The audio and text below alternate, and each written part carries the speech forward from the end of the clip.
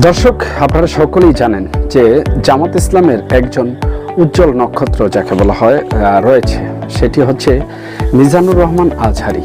শুধু তাই নয়, এরকমের অসংখ্য বক্তা জামাত ইসলামের রয়েছে যারা প্রকাশ্যে জামাতকে সাপোর্ট করে এবং প্রকাশ্যে যারা যাদেরকে বলা হয় জামাতি বক্তা, কিন্তু তাদেরকে তারা মাঠে আনেনি। একটা বিষয় লক্ষ্য রেখেছেন যে মূলত তাদেরকে কিন্তু তারা মাঠে নিয়ে আসেনি, তারা মাঠে নিয়ে আসছে কওমি অঙ্গনের একজন লোককে। হয়তোবা সেটা বড় কোনো অ্যামাউন্টের বিনিময় হতে পারে, কিংবা অন্য কোনো উদ্দেশ্য হতে পারে যে ভবিষ্যতে আপনাকে একটা সিট পাইয়ে দেব, বা ভবিষ্যতে আপনি এক জায়গার এমপি হবেন, এরকম যে কোনো একটা লোভনীয় অফার দিয়ে তাকে হয়তোবা তাদের দলে ভিড়িয়েছেন। এটা তাদের একটা কৌশল, রাজনৈতিক কৌশল যেটাকে বলা হয়। কিন্তু এই কৌশলটা বেছে নিলেন কেন? আপনাদের মনে কি একটা প্রশ্ন জাগে না যে আলী হাসান ওসামা কেন? আর এর চাইতেও তো ভালো ভালো লোকজন আছে, যেমন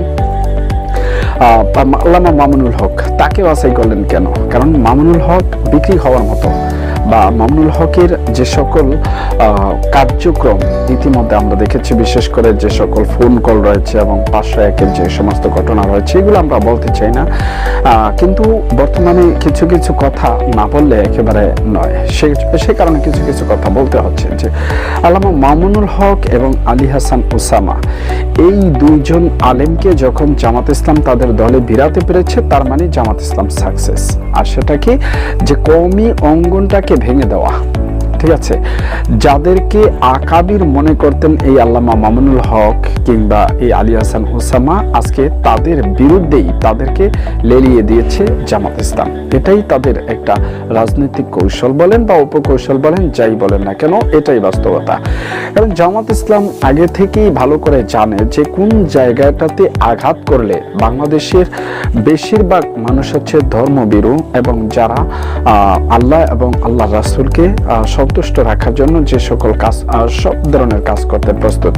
এটা তারা ভেবেচিন্তেই রেখেছে যে যেহেতু ইসলামী আন্দোলন বাংলাদেশ একটি বড় দল রয়েছে বাংলাদেশে ইসলামিক দল হিসেবে, এবং খেলাফত বা আপনার হেফাজতে ইসলাম বাংলাদেশ একটি বড় দল রয়েছে, অতএব এই বড় দল থেকে যদি কিছু কাস্টমার ভাগায় আনতে হয়, তাহলে লোভনীয় কিছু অফার দিতে হবে। আর এই সকল অফার দেওয়ার জন্য এরা দুজন হচ্ছে পারফেক্ট। কারণ সবাই তো জানে যে মিজানুর রহমান আজহারী হচ্ছে জামাতের বক্তা, অতএব আজহারী আসলেও যা, না আসলেও তাই, তাতে জনগণের কিছু আসবে যাবে না, কারণ সবাই জানে যে আজহারী জামাতের বক্তা। কিন্তু সবাই এটা জানে না যে আলী হাসান ওসামা জামাতের বক্তা। সবাই জানে আলী হাসান ওসামা কওমি অঙ্গনের একজন ব্যক্তি, এবং আল্লামা মামুনুল হক কওমি অঙ্গনের একজন ব্যক্তি। ঠিক আছে, অতএব আল্লামা মামুনুল হক এবং আলী হাসান ওসামাকে কাজে লাগানো যায়। আর মিজানুর রহমান আজহারী যেহেতু লেখাপড়া করেছে, পিএইচডি অর্জন করেছে, উচ্চশিক্ষায় শিক্ষিত, সে আসলে জামাত ইসলামের এই টোপটা এই মুহূর্তে গিলতে চায় নাই। কারণ এই মুহূর্তে যদি এই টোপটা গিলে, তাহলে মিজানুর রহমান আজহারী অনেক দূরদর্শিতার প্রমাণ দিয়েছে।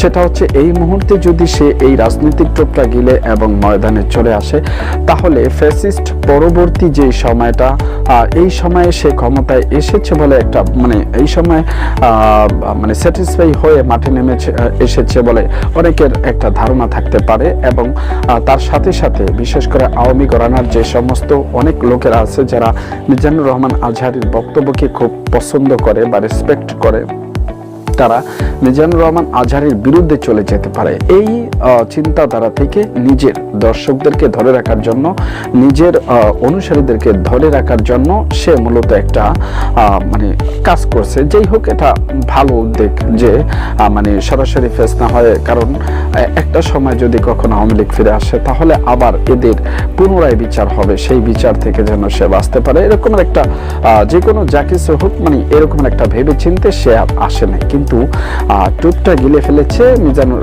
এই আপনার আলী হাসান ওসামা এবং এই কি বলে আমাদের শায়েখ এই যে মামুনুল হক। আসলে কি বলবো যে রাজনীতিতে দূরদর্শিতা না থাকলে এটা অনেক বড় একটা ব্যাপার হয়ে দাঁড়ায়। আর ঠিক আছে, কারণ ইসলামী আন্দোলনকে নিয়ে ইতিমধ্যে অনেকে মিথ্যাচার করেছে। জামাত ইসলামের এক শিল্পী মিথ্যাচার করে শেষ পর্যন্ত আবার লাইভে এসে ক্ষমাও চাইলেন আর জাতির উদ্দেশ্যে। সে বলেছিল আল্লাহ যেন আমার উপরে গজব দেন, আবার সেই লোক এসে জাতির কাছে ক্ষমা চাইলেন। আগে আল্লাহর কাছে ক্ষমা চাইতে হবে, তারপরে জাতির, সেটা ভিন্ন কথা।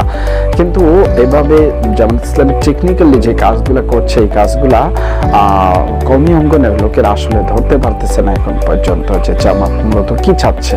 ঠিক আছে, তো দর্শক আমি আপনাদেরকে শুধু এতটুকুই বলবো যে জামাতের ফাঁদে যারা পা দিয়েছে তাদের ধ্বংস অনিবার্য, আজকে হোক কিংবা কালকে হোক আমরা দেখতে পারবো। ঠিক আছে, এজন্য কারা ইসলামী আন্দোলন করেন, কারা জামাত ইসলাম করেন, কারা বিএনপি করেন, কারা আওয়ামী লীগ করেন, এটা মূল ফ্যাক্ট না।